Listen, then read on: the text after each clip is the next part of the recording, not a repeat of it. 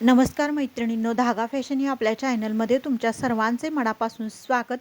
तर कटोरी ब्लाऊज तर तुम्ही नेहमीच शिवत असाल, तर आज माझ्या पद्धतीने एकदा कटोरी ब्लाऊज शिवून बघा. खूप परफेक्ट आणि खूप फिनिशिंग सुंदर येतं आणि खूप कमी वेळेमध्ये आपला हा ब्लाऊज तयार होतो.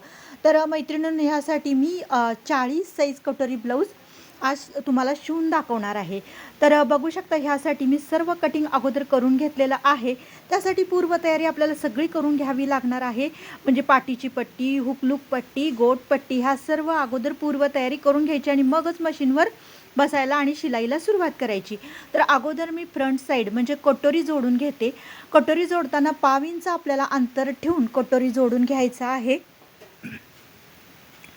आणि त्याच्यानंतर डबल टिप घ्यायचं आहे. म्हणजे दोन्ही साईडला कटोरी जोडून झाली की डबल टिप घ्यायचं आहे आणि प्रत्येक वेळेस ना दोरा तोडत बसायचा नाही. म्हणजे एक टिप झाली की दुसरी टिप लगेच त्याला जॉईंट करायची, म्हणजे आपला बळ वाचतो आणि दोरा कट करण्यात जेवढा वेळ जातो तेवढा आपला वाचतो. तर अशा पद्धतीनं तुम्ही स्पीडमध्ये आणि फिनिशिंग सहित आणि फिटिंग परफेक्ट या पद्धतीने तुम्ही नक्कीच ब्लाऊज शिवू शकता. तर बघू शकता, कटोरी जोडून झाल्यानंतर जे एक्स्ट्राचं कापड राहतं ना, ते आपल्याला व्यवस्थित कट करून घ्यायचं आहे. पाव इंच ह्या साईडला अंतर ठेवून आपल्याला टक्स घ्यायचं आहे. तर रुंदीला 2.25 इंचाचा मी घेतलेला आहे आणि उंची घेतलेली आहे 2.5 इंच आणि अशा पद्धतीनं क्रॉस करून घेतलेला आहे. तर 40 साईजचा ब्लाऊज जर असेल तर 2.25 इंच म्हणजे टक्सची रुंदी घेणं गरजेचं आहे आणि उंची 2.5 इंच. तर आपल्याला ह्या टक्सवरून डबल टिपा घेणं गरजेचं आहे. तर डबल टिपा मी मारत आहे.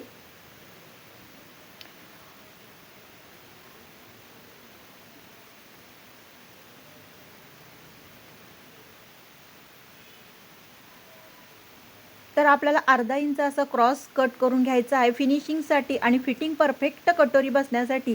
या छोट्या मोठ्या गोष्टींकडे आपल्याला लक्ष देणं गरजेचं आहे, तरच आपलं फिटिंग फ्रंट साईडचं परफेक्ट बसणार आहे. तर आता आपल्याला योगपट्टी जोडून घ्यायची आहे. तर योगपट्टी काय होतं, बऱ्याच वेळा ब्लाऊज पीस हा 80 सेंटीमीटर असतो आणि बऱ्याच वेळा कापड कमी पडतं, कारण 4 आपल्याला योगपट्ट्या लागतात. त्यावेळेस आपण कस्टमरला अगोदर कल्पना द्यायची की कापड कमी असल्या कारणाने आतल्या साईडला थोडंसं वेगळं पण मॅचिंगचं लावलं तर चालेल का. तुम्हीसुद्धा जर थोडंफार मॅचिंग होत असेल तर आतल्या साईडला नक्की वेगळं कापड लावू शकता, कारण एवढा फरक पडत नाही ते आतल्या साईडला असल्या कारणाने. पण तुम्ही शिवणार असाल तर कस्टमरला त्याची अगोदर कल्पना द्या. आणि बघू शकता, जे आपण एक्स्ट्राचं कापड लावलेलं आहे ना, तर त्याच्यावरून आपल्याला दाबटीप घ्यायची आहे. एक्स्ट्राचं जे कापड होतं ना, ते आपल्याला व्यवस्थित कट करून परत आपल्याला ह्या साईडला पण दाबटीप घ्यायची आहे.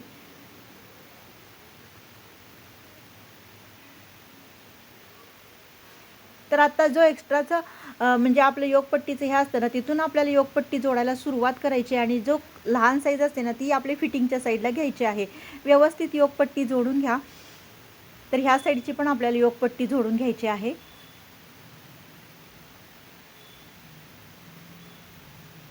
आता उलटवून घेऊन परत योगपट्टीचं अस्तरचं जे आहे ना, ते जोडून घ्यायचं आहे आपल्याला.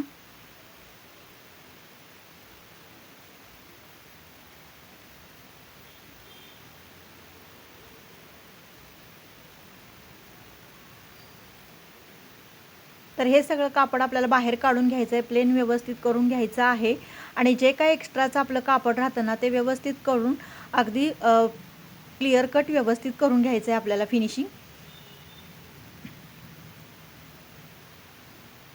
तर ह्या पण साईडला जे एक्स्ट्राचं कापड होतं ना, ते आपल्याला कटिंग करून घेणं गरजेचं आहे.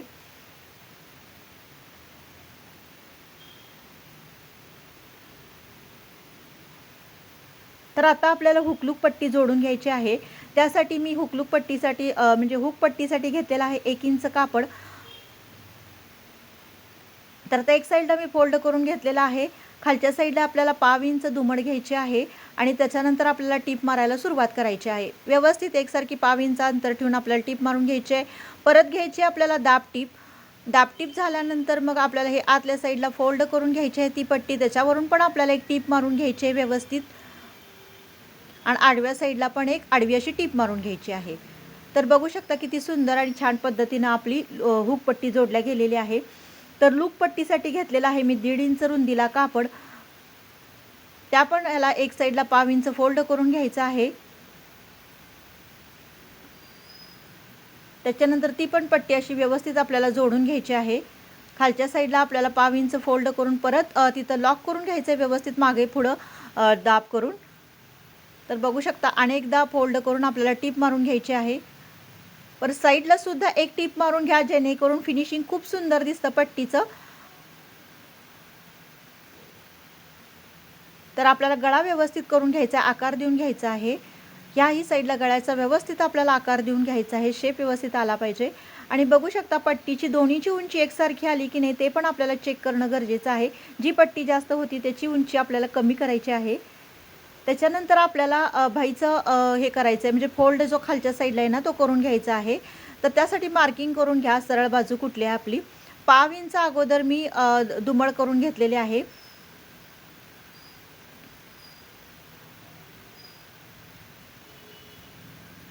त्याच्यानंतर आपल्याला 1 इंच फोल्ड करून घ्यायचं आहे. जी ही दुमड पट्टी असते ना ती आपल्या आवडीवरती अवलंबून आहे. जर तुम्हाला रुंदीला जास्त पट्टी हवी असेल तर तुम्ही 1.5 इंचाची घेऊ शकता आणि ज्याला जास्त पट्टी रुंदीला आवडत नसेल तर त्यांनी 1 किंवा 1.25 इंचाची घेतली तरी चालेल. किंवा कापड जर कमी असेल तर तुम्ही पट्टी रुंदीला कमी ठेवू शकता, म्हणजे जो फोल्ड आहे ना तो कमी ठेवू शकता.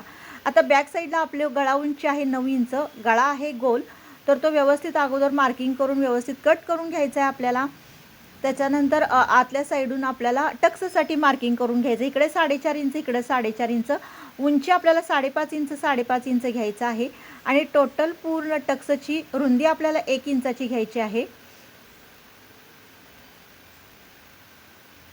व्यवस्थित मार्किंग करून टीप मारून घ्या. डबल टिपा शक्यतो जिथं जिथं येताना डबल टिपा मारून घ्या, जेणेकरून आपली एक टिप असेल तर उसवायची शक्यता असते. त्यामुळे डबल टिप ह्या सगळीकडे शक्यतो मारायचा प्रयत्न करा.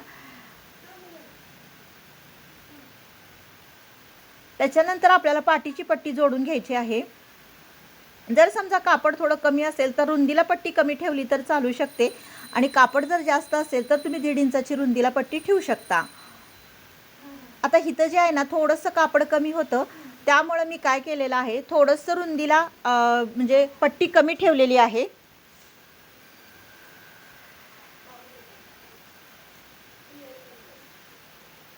तर 5 इंच मी एका साईडला फोल्ड करून आहे.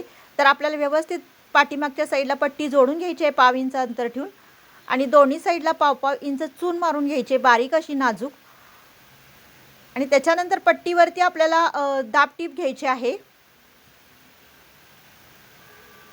पट्टी आतल्या साईडला ढकलून वरून टीप मारून घ्यायची. ही टीप जरा मोठी घ्या जेणेकरून ही टीप नंतर आपल्याला उसवायला लागणार आहे आणि पूर्ण ब्लाऊज झाल्यानंतर आपल्याला पाठीच्या साईडला आपल्याला हेमिंग करून घ्यायचं आहे. त्याच्यानंतर फ्रंट बाजू आणि बॅक साईडची बाजू दोन्ही एकत्र घेऊन म्हणजे आतल्या साईडनं जोडून घ्यायचे आहे. तर अर्धा इंच अंतर ठेवून आपल्याला जोडून घेणं गरजेचं आहे. त्याच्यापेक्षा कमी अंतर ठेवू नका, कारण शोल्डर उतरण्यासाठी हा प्रॉब्लेम येऊ शकतो, म्हणून अर्धा इंच अंतर बरोबर ठेवा. तर बघू शकता मी अर्धा इंच व्यवस्थित घेतलेला आहे. त्याच्यानंतर व्यवस्थित जी आपली लूक पट्टी आहे ना ती दुमड करून दोन्ही बाजू एकसारख्या आहेत की नाही ते चेक करून घ्या. आणि जी बाजू जास्त वाटते किंवा कापड जास्त वाटतं ते कट करून घ्या आणि चारही बाजू तुम्ही एकत्रित व्यवस्थित करून घ्या.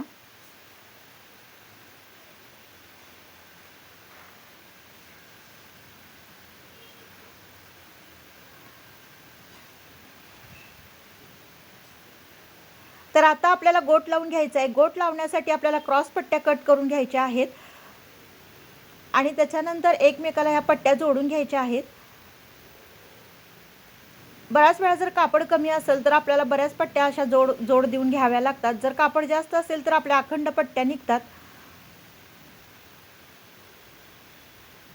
तर एकसारखी पट्टी करून घ्या, म्हणजे एकसारखा अंतर. कमी जास्त होत असेल, कापड एक्स्ट्राचं जादा होत असेल तर ते पट्टी जोडून राहिल्यानंतर ते व्यवस्थित कमी करून घ्या.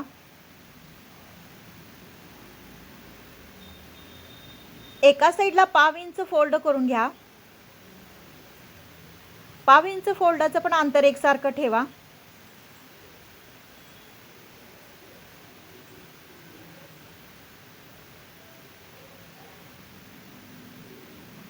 त्याच्यानंतर व्यवस्थित 5 इंच फोल्ड करून आपल्याला ती पट्टी जोडून घ्यायची आहे व्यवस्थित. एकसारखं अंतर ठेवा आणि व्यवस्थित गळ्याला पट्टी जोडून घ्या.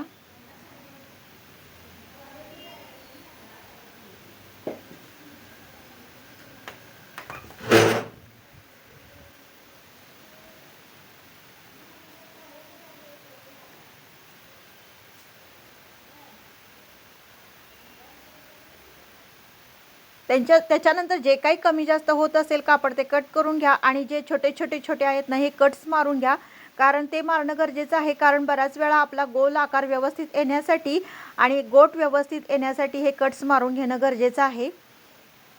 तर आता आपण व्यवस्थित असा गोट जोडून घेणार आहे. गोट जो तयार करतो ना त्यावेळेस काय करायचं आहे, आपल्याला बरोबर सुईचं जे टोक असतं ना ते दोन्हीचं जे शिलाईचा मध्य असतो ना तिथून आपल्याला व्यवस्थित करून एकसारखा गोट येण्यासाठी आपल्याला प्रयत्न करणं गरजेचं आहे. तर व्यवस्थित आणि एकसारखं गोट करा. गोट लावताना थोडं शिस्तीत लावा, घाई गडबड करू नका. कारण बऱ्याच वेळा काय होतं, गोटवरती आपल्या पूर्ण ब्लाऊजचं फिनिशिंग अवलंबून असतं. त्यामुळे गोट करताना थोडा शिस्तीत आणि व्यवस्थित करण्याचा प्रयत्न करा. प्रॅक्टिस जर 2-3 वेळा तुम्ही केली तर नक्कीच तुम्हाला खूप सुंदर आणि सुपिरियर गोट जमणार आहे. नक्की करून बघा ह्या पद्धतीनं. आता तर पुढच्या साईडला आपल्याला लॉक करून घेणं गरजेचं आहे. तर बघू शकता किती व्यवस्थित आणि एकसारखा आपला हा गोट आलेला आहे.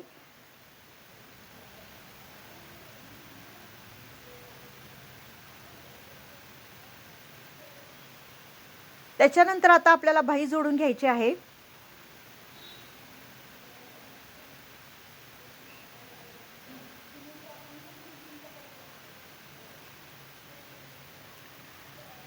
तर बाहीला जर कापड कमी पडत असेल, पन्ना बराच वेळा कमी असलं तर बाहीला रुंदीला कापड कमी पडतं, त्यावेळेस थोडासा तुम्ही जॉईंट देऊन घ्या. कारण बराच वेळा जॉईंट देणं पण गरजेचं असतं, कारण बराच वेळा पन्ना कमी असू शकतो.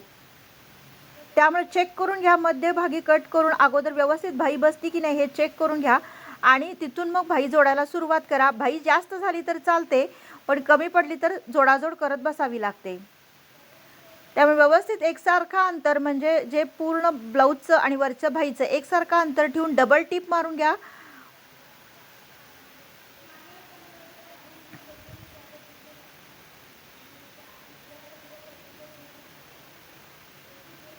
आता डाव्या साईडची बाही आपण जोडून घेणार आहोत. त्याच्यासाठी पण मध्यभागी बरोबर मी मार्किंग करून घेतलेलं आहे आणि व्यवस्थित चेक करून घ्यायचं अगोदर की बाही व्यवस्थित पुरती का बॅक साईडला, आणि तिथून आपल्याला शिलाई मारायला सुरुवात करायची आहे.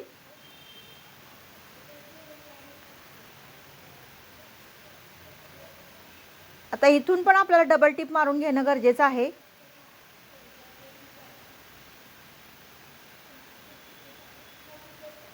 त्याच्यानंतर आपण आता ब्लाऊजचं फिटिंग करणार आहोत. जे काही कापड कमी जास्त राहत असेल बाहीचं ते पण व्यवस्थित कट करून घ्या. अगोदर आपल्याला सरळ ठेवून ब्लाऊज 1/2 इंच अंतर ठेवून आपल्याला टिप मारून घ्यायची आहे.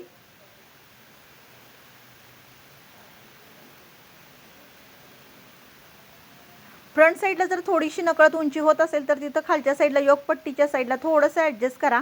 तर बघू शकता कशी सरळ अशी टिप आलेली आहे. तर ह्या पण साईडला आपल्याला तशाच पद्धतीने करून घ्यायचं आहे.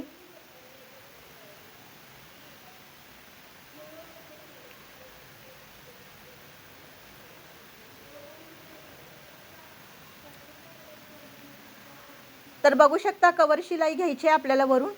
आणि आता हा 40 साईजचा ब्लाऊज आहे, म्हणजे चौथा भाग आपला येतो 10 इंच. तर 10 इंचावरती आपल्याला मार्किंग करायचं आहे. आणि कमरेचा भाग आहे, कंबर आहे 34 इंच. तर त्यामुळं मी घेतलेला आहे इथे 8.5 इंच. तर बाहीची रुंदी आहे 6.5 इंच. मग तसं मी मार्किंग व्यवस्थित करून घेतलेलं आहे.